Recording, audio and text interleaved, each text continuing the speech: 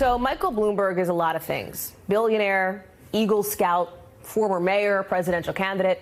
And now there's one thing he's trying to become, a social media influencer, and he's willing to pay for it, pay a lot.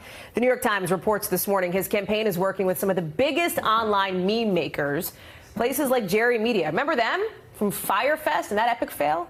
Here's one example of some of the Bloomberg SponCon. Looks like a DM, right? The campaign asks if they can make the candidate, quote, seem cool for the primary. And then Bloomberg says he's putting Lamborghini doors on the Escalade, right? There's a lot of them kind of like this. And the funny thing is it seems to be working. The account that posted the one we just showed you said it was the most successful ad they have ever put up. But it could be because people are confused about whether it was real or not. It was real, and to help explain it is Taylor Lorenz, reporter for the New York Times, who writes about online trends, who broke this story. We are thrilled to have her on. So what is this about? Bloomberg is trying to get into the meme game, Meme Wars 2020. Yeah, Bloomberg has taken a really sort of new media approach to advertising. While a lot of candidates have spent so much money on traditional media, television ads, obviously Bloomberg's doing that too, but he's also trying to take over the internet. So the campaign has a statement out that says, while a meme strategy may be new to presidential politics, we're betting it will be an effective component to reach people where they are and compete with President Trump's powerful digital operation. What's so interesting is some of our producers that are on Insta are like, wow, my feed, I'm getting Bloomberg stuff in my feed this morning. I have a lot of, it actually looks different. But part of what is such a sell for people online is authenticity. Mm-hmm. Can you have both? Can you be a politician paying for ads on Instagram and paying for memes, but also be authentic? Well, I think that's the million-dollar question. I mean, a lot of influencers post ads for money, and they're seen as authentic because people have this sort of very close relationship with the influencer. These memers have not previously ever endorsed a political candidate.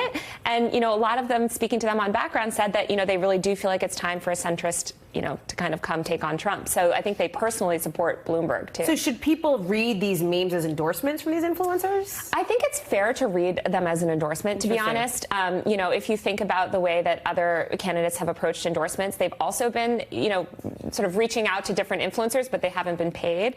But I don't think that any influencer would take on a brand deal if they didn't believe in the brand. That's sort of That's the whole point, yeah. Right? You also, listen, we're talking about names like Jerry Media, big names everybody kind of knows about, but there's also these micro-influencers, right? People that may have 1,000 followers, 100,000 followers, and for $150, apparently according to the Daily Beast, and you have this too, the Bloomberg camp is pitching them to try to tell people about Michael Bloomberg. Exactly. So in addition to buying spots on essentially these large media properties like the Jerry Media, like these other meme accounts, they are also trying to have this groundswell of support. When you look at other candidates, for instance, Bernie Sanders, he has a very young follower base that's very active, posting on social media. Unpaid. They're doing it for free. They're doing it because, they sort of consider Bernie an influencer.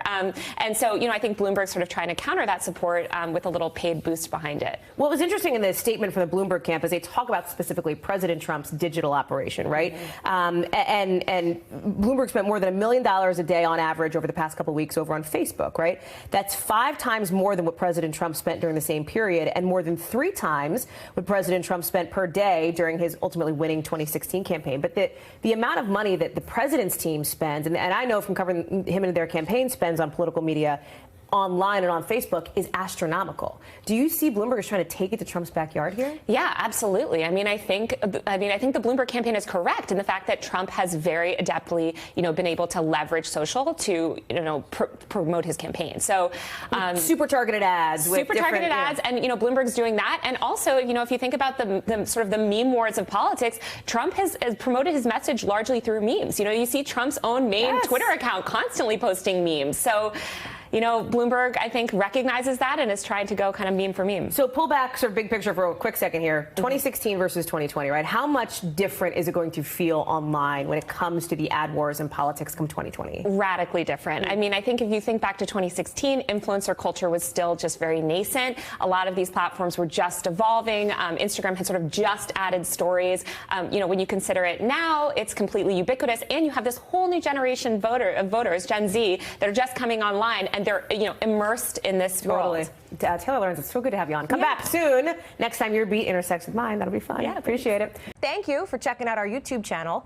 Why don't you subscribe? It's really easy. Just click on that button down there. And for more news from MSNBC, click on any of these videos here for the latest interviews and highlights. You can get more videos from MSNBC with our newsletters. Head over to msnbc.com/newsletters to sign up.